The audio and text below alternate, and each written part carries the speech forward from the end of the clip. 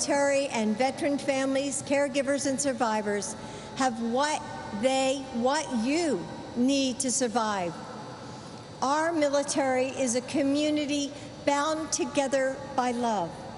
Love for our country, love for the men and women who serve beside you or the service members in your life, and love for the communities that you all have built together. It's time that our nation matches that devotion. May God bless you all, our troops and their families. And now, I'm excited to welcome our next speaker, Brittany Bean. In addition to being a mom of 3, a veteran herself, and a fellow teacher, Brittany has navigated much of this pandemic while her husband, Major Nathaniel Bean, is deployed to Afghanistan. With Brittany's service, this is their family's 7th combined deployment. Brittany, like so many moms, I know that you are the rock of your family. And that's especially true when you're parenting with a deployed partner. I want to thank you and your children, Jordan, Nathan, and Margaret Catherine, for your strength, resilience, and everything you do every day to keep us safe. Brittany?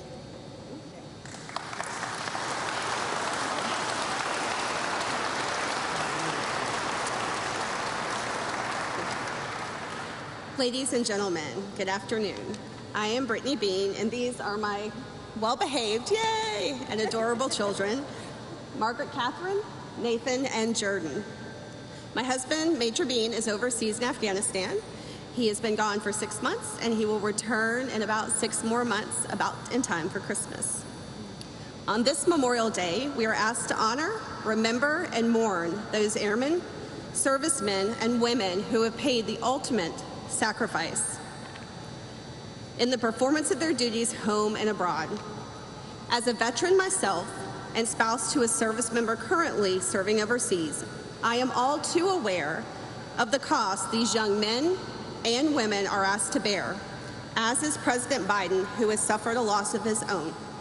Some of you listening to my voice right now have also suffered a loss. I'd like to extend my external and internal gratitude, however willing to protect the American dream, to keep our nation a beacon of democracy and hope to others. It comes with a great sense of honor and pride.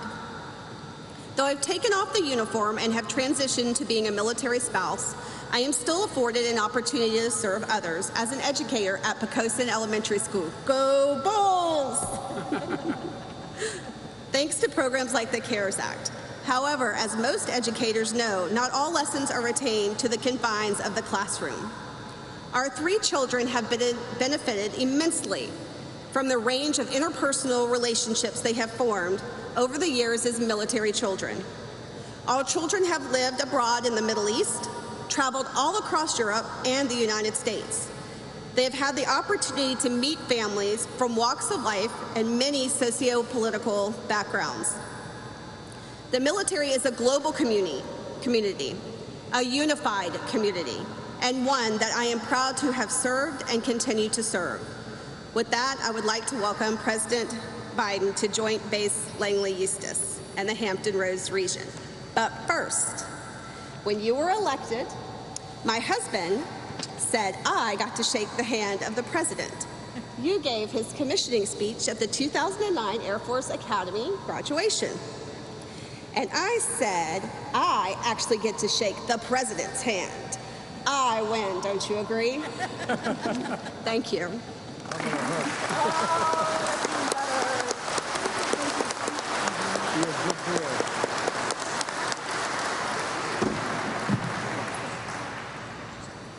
How'd you guys get comfortable? Colonel Ross, Clint, it's wonderful to see you again. Thank you. On our path last cross, as Jill said, you were serving in the White House. And I never thought we'd be standing here today doing what we're doing today. And Chief Master Sergeant Peterson, thank you, and to all members of your team who helped put this visit together today. It means a lot to Jill and me. When I was Vice President and as Chairman of the Foreign Relations Committee, we tried to visit almost every major military base in the country and as Vice President around the world. And you are, simply stated, you are the backbone of the country. You're the backbone of the country. And although our son Bo was the Attorney General of the state of Delaware and had spent 9 months in Kosovo trying to, as Assistant U.S. Attorney, trying to set up their criminal justice system. And I might say I can do this with the military. I'm going to brag about him a little bit. He's the only foreigner to have a war memorial erected to him in Kosovo, just below Fort Bonsteel, and the highway, the first highway they built, named after him, the Joseph R. Bo Biden Memorial Highway. And he was proud as hell of his work. But then he decided that he had contracted exposure to a virus when he was in Kosovo and in Turkey as a civilian, and he came back with a problem. But he kept going to Walter Reed. I couldn't understand why.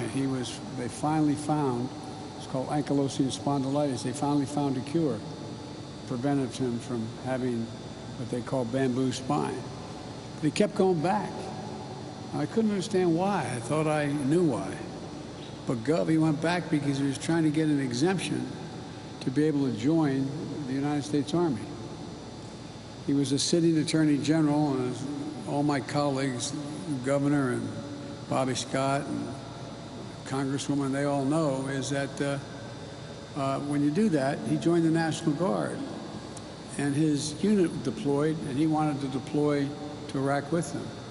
So he literally had to give up his seat temporarily. He could not have any business done, as you National Guard folks know.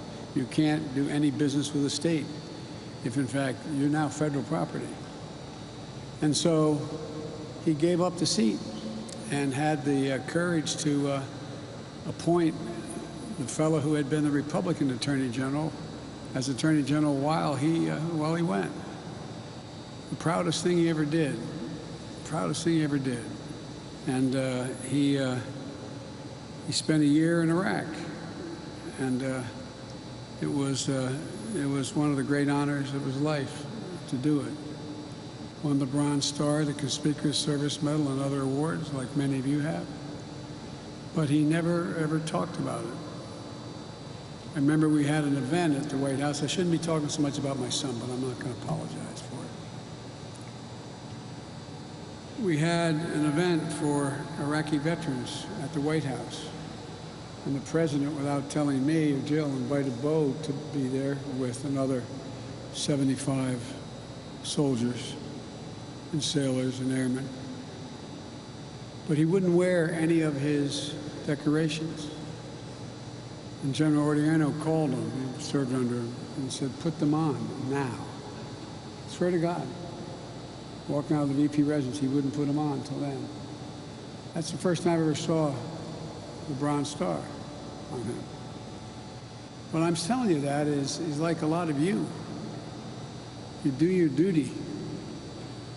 You don't expect anything for it except get a little respect. It deserves so much more. There's so much more. And,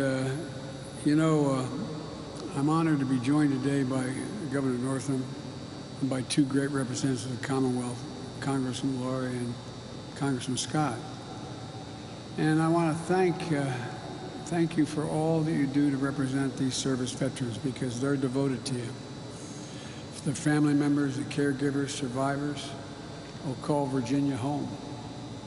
I'm especially honored to share the stage with Brittany and Jordan and Nathan and Margaret Catherine.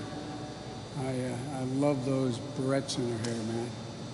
I tell you what, and look at her. She looks like she's 19 years old, sitting there with her, like a little lady with her legs crossed. Brittany, you're doing triple duty as a veteran, a military spouse, and a teacher. And kids, thank you for being there for your mom. I can remember all those times, and all of you remember the spouses when your husband or wife are deployed. Every morning you wake up, you say that little extra prayer while you're drinking your coffee. You just spend a little more time wondering. And, you know, you make up 1% of the population. You're defending 99% of the rest of us.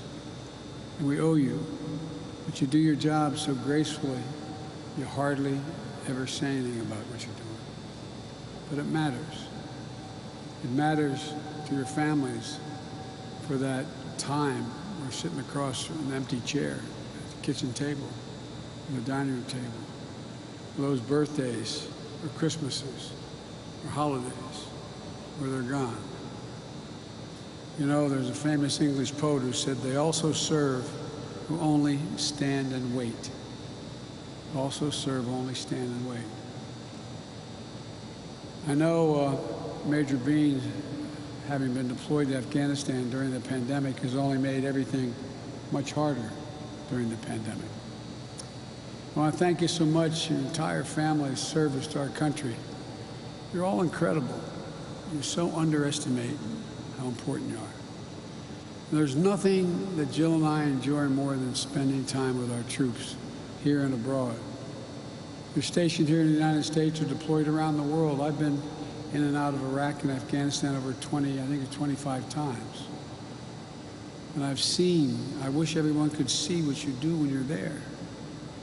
I wish they could see every day how you saddle up, how you jump in that cockpit. Just see, no, you're just doing your job. Not to mention all the troops I've had a chance to visit in the Middle East and Europe and the Indo-Pacific region. We've traveled all over. Jill's traveled all over with me on her own visits to service members in Iraq. I think she's the only second lady ever to go in the middle of a war zone because she wanted to be there and see it. I always want you to know, always, that the issues you and your family are facing, we need to know how we can support you better. I mean it sincerely, from the bottom of my heart, support you better. There's a reason for that. As I said, we Bidens are proud to have family in the military. And our son Bo's service was among the achievements, as I said, he was most proud of. My heart swelled seeing him in uniform. When I went into Iraq, I was there 5 times when he was in Baghdad. And I remember the first time I saw him, his name was Hunter. I said, "What in the hell happened?" He said, "Dad, I don't want anybody to give me any special favors because my vice president's my dad." He got permission to put a different name tag on. I also remember what it was like to listen to him talk about the needs that people had when he got back home. About all the folks he served with who came back with post-traumatic stress. And he was back being Attorney General, having to deal with it. But here's the point. You do so much and you ask for so little. You know, our experience is a fraction of what so many of you and your families have gone through. A family like Brittany and her kids. You're an absolute best America has to offer. Our heart, our honor, your solid steel spine. So my message to all of you is quite simple. Thank you. Thank you. Not thank you for your service, just thank you for who you are. Because it's contagious. Thank you for choosing a selfless service to your country. I know we have mostly soldiers and airmen in attendance today, but there can be a lot of friendly rivalries on the base. Each branch has its own proud, cherished traditions and culture. I know how proud Langley is of the premier fifth-generation F-22 Raptor wing. Oh, God, I'd love to go up in one of those. I asked, I'm your commander-in-chief. Why the hell can't I command you? Let me go up with you. But, they won't let me do that. But Fort Eustis hosts one of Army's busiest airfields, which is led by the Air Force, primarily used by the Navy. It's all about as joint as it can possibly get. Every day, the more than 20,000 members of the Air Force and Army, along with civilian personnel, come to work with a shared mission. No matter which branch of our armed forces you proudly represent, you're part of the greatest fighting force in the history of the world. That's not hyperbole. The greatest fighting force in the history of the world. You're integral to the most powerful nation in the world. There's been no Army, Navy, Air Force ever like you, or Marines. Here at Joint Base Langley-Eustis, you enable the success of our mission around the world. You provide intelligence support and air power. You ensure our soldiers and airmen are ready, trained to deploy at COCOMs around the world, including this year, adhering to COVID-19 safety protocols and quarantines before troops ship out in order to minimize the spread of the virus. Know that many of you deployed yourselves, probably more than once. Over the past 20 years, our volunteer force and our military families have made incredible sacrifices for this country. Early in my term as vice president, I traveled overseas. I'd sometimes meet servicemen and women who were deployed their fourth, fifth, sixth times. Remember going into Baghdad, and those of you who had to fly in, we'd do those circular deals so we wouldn't get shot at and we wouldn't get hit. I walked up in the cockpit of a Silver Bullet that they had me in. And I said, how many, there were 5 people in the cockpit at the time, load master as well. I said, how many is this your first tour? Nobody raised their hand. How many the second tour? Nobody raised their hand. Third tour, 2 raised their hand. Fourth tour, 2 raised their hand. Fifth tour, 1 raised their hand. No other war have you gone in, served, and got back up again and go back again and again and again. Once,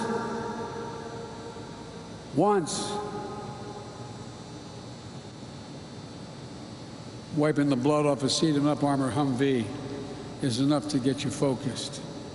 Then to saddle up next time and go back and back again. You're incredible. You're incredible. The country, they owe you, and this time they're more appreciative. In my generation, you didn't come home and get off an airplane in a uniform in an airport coming back from Vietnam. People treat you with respect, but they have no idea the sacrifices you make in theater. As we get close to bringing down the longest war drawdown in American history, our troop presence in Afghanistan, I want to recognize the significance of what all of you, the United States Armed Forces, have accomplished in the past 20 years. We went to Afghanistan with a clear purpose: to get the people who attacked us on 9/11 and to prevent al-Qaeda from using Afghanistan as a base from which to attack America in the future. We achieved that purpose. You achieved that purpose. Year after year, deployment after deployment, American troops pursued the terrorist threat through some of the most unforgiving terrain on the planet. I have now had the pleasure, as they say, of being in every part of Afghanistan, from the FOBs up in the Konar Valley, down south, looking at all those poppy fields and all in between. It's one godforsaken landscape, but you all just showed up and did your job. And it helped make sure there hasn't been another attack from the homeland, from Afghanistan, for the last 20 years. And you never gave up until we delivered justice to Osama bin Laden. I got criticized after 9/11 for saying we'll follow the son of a bitch's gun to the gates of hell till we get him. It's exactly what you did. It's exactly what you did. You got them. And now as we draw down, we're also going to focus on the urgent work of rebuilding over-the-horizon capabilities that will allow us to take out al-Qaeda if they return to Afghanistan. But to focus on the threat that is metastasized. The greatest threat and likelihood of attack from al-Qaeda or ISIS is not going to be from Afghanistan. It's going to be from 5 other regions of the world that have significantly more presence of both al-Qaeda and organizational structures, including ISIS. We're going to update our security stance and turn our forces to the threats that will dominate our future to ensure the security of the American people for decades to come. But we'll never, ever, ever forget the terrible cost that we've paid as a nation. Many of you likely have lost friends and colleagues in Afghanistan and Iraq. I know this is personal to you, especially as you head into Memorial Day weekend. We as a nation will always remember and pay tribute to those we lost. After I announced my decision to end the war in Afghanistan, the first thing I did was visit Section 60, Arlington National Cemetery. Just walk through those headstones. Seen all those stones. Our son did not die in Iraq, but he came back when as an incredibly healthy young man and came back with a severe brain tumor because his hooch was just downwind from those burn pits.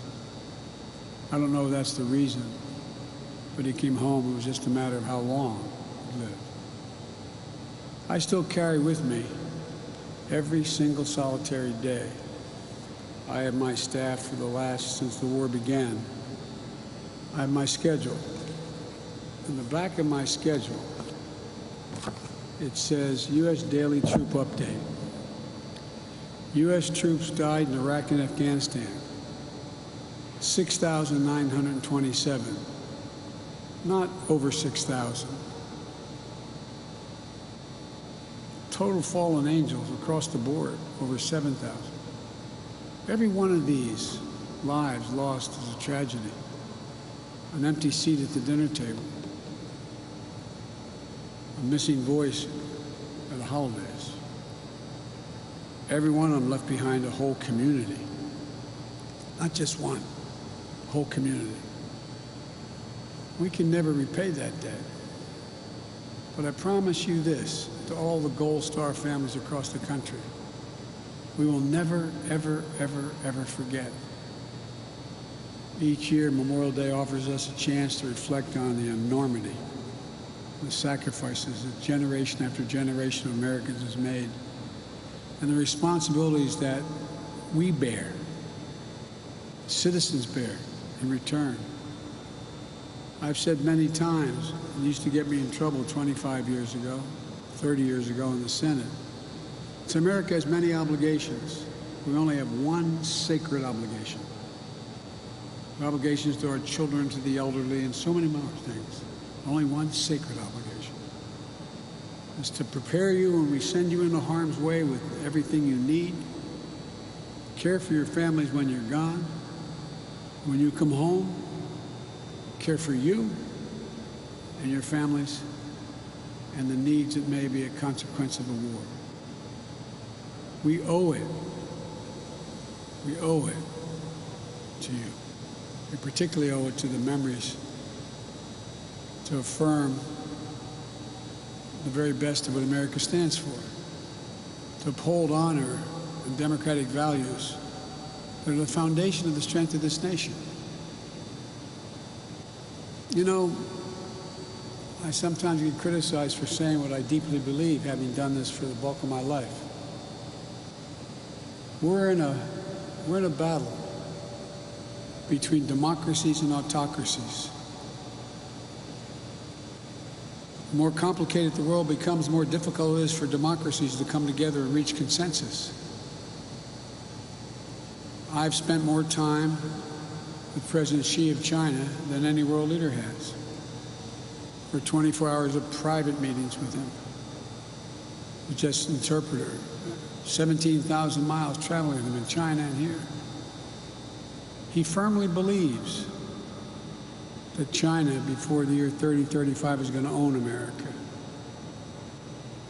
because autocracies can make quick decisions. But America is unique. Of all nations in the world, we're the only nation organized based on an idea. Every other nation you can define by their ethnicity, their geography, their religion, except America. America is born out of an idea.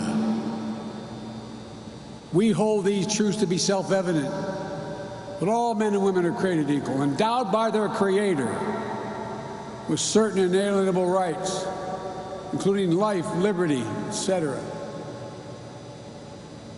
None of you get your rights from your government. You get your rights merely because you're a child of God. The government is there to protect those God-given rights.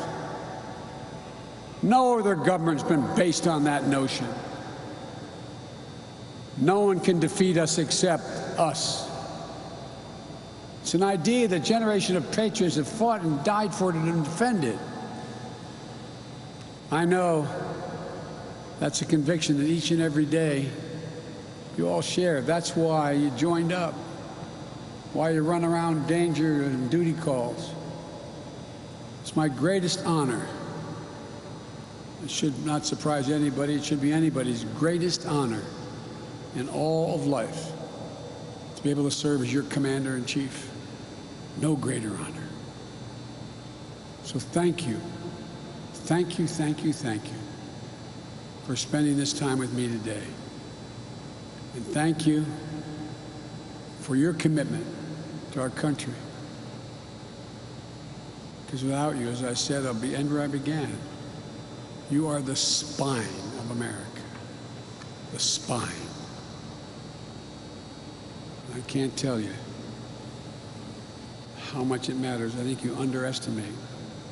It's the consequence of who you are and what you do. So thank you. May God bless you. And may God protect our troops. Thanks.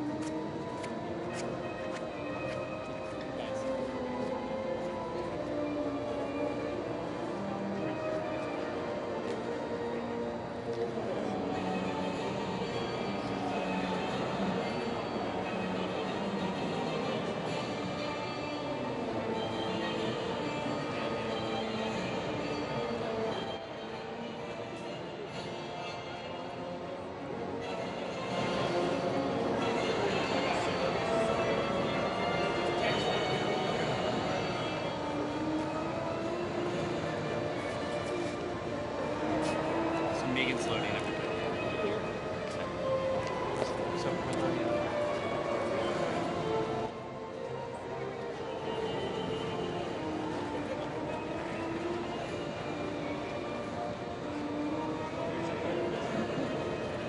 We're gonna load the motorcade. We're loading.